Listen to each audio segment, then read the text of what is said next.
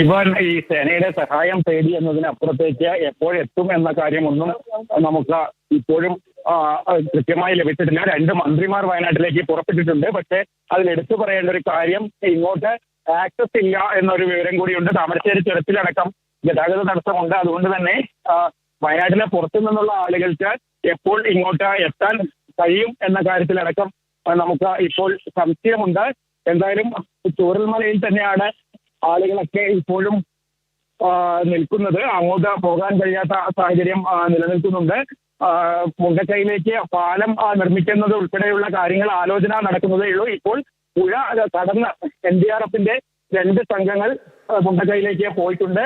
പക്ഷേ അവിടെ നിന്നുള്ള വിവരങ്ങൾ ഇപ്പോഴും നമുക്ക് ലഭ്യമാകുന്നതേ ഉള്ളൂ. ഈ പുഴ കടന്ന് പോവുക എന്നുള്ളത് മാത്രമല്ല, അതിനപ്പുറത്തും വലിയ രീതിയിൽ മാർഗ തടസ്സങ്ങൾ ഉണ്ട്. കമൽ, എന്തായാലും അവിടെ ദുരന്ത ഭൂമിയിൽ നിന്നാണ് നമുക്ക് വിവരങ്ങൾ നൽകിക്കൊണ്ടിരിക്കുന്നത്. ആശങ്കപ്പെടുത്തിക്കൊണ്ട് ആ വാർത്ത വരുന്നുണ്ട്. 2 മൃതദേഹങ്ങൾ നിലവിൽ അവിടെ നിന്ന് ലഭിച്ചിരിക്കുന്നു എന്നുള്ളത്. ഒരുപാട് പേർ അവിടെ കുടുങ്ങിക്കിടക്കുന്നുണ്ട്. നിരവധി പേരെ കാണാതായിട്ടുണ്ട്. രക്ഷാപ്രവർത്തന ദൗത്യം അതീവ വെല്ലുവിളിയായിട്ട് തുടരുന്ന സാഹചര്യം. കാരണം കനത്ത മഴയാണ്. ഈ മഴ നിലയ്ക്കുന്നതേ ഇല്ല. ഒരു തരത്തിലും രക്ഷാദൗത്യ സംഘത്തിന് മുന്നോട്ട് പോകാനുള്ള വഴികളെല്ലാം അടഞ്ഞിരിക്കുകയാണ്. മുണ്ടക്കൈ ഭാഗത്തു നിന്നാകട്ടെ ചൂരൽമല ഭാഗത്താകട്ടെ 2 പ്രദേശങ്ങളെയും തമ്മിൽ ബന്ധിപ്പിക്കുന്ന പ്രധാന പാലം ഉൾപ്പെടെ തകർന്നു പോയിരിക്കുകയാണ്. ചൂരൽമല പ്രദേശത്ത് നിന്ന് നിരവധി പേരെ ആശുപത്രികളിലേക്ക് മാറ്റിയിരിക്കുന്നു. പക്ഷേ ആശ്വാസം എന്ന് പറയുന്ന വാർത്ത അവിടെയുള്ള ആളുകളുടെ ഈ പരിക്കേറ്റവരുടെ പരിക്ക് അത്ര ഗുരുതരമല്ല എന്നുള്ളതാണ്. പക്ഷേ ഒരുപാട് പേർ ഈ വീടുകൾക്കുള്ളിൽ കുടുങ്ങിക്കിടക്കുന്നതായിട്ടുള്ള വിവരങ്ങൾ പുറത്തു വരുന്നുണ്ട്.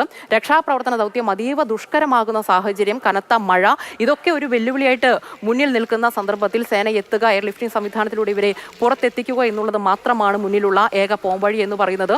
ഈ നേരത്തെ കമൽ സൂചിപ്പിച്ച പോലെ തന്നെ അതിന്റെ ഭൂപ്രകൃതി അത് തന്നെയാണ് വല്ലാത്തൊരു വെല്ലുവിളിയായിട്ട് മുന്നിലുള്ളത്. ഈ മരങ്ങളൊക്കെ തിങ്ങി നിറഞ്ഞ പ്രദേശമാണ്. ആളുകൾക്ക് എങ്ങോട്ടാണ് ഓടി രക്ഷപ്പെടേണ്ടത് എന്നറിയില്ല. ഒരു തരത്തിലും മുന്നോട്ട് പോകാൻ കഴിയാത്ത സാഹചര്യമാണ്. പരിഭ്രാന്തിയിലാണ്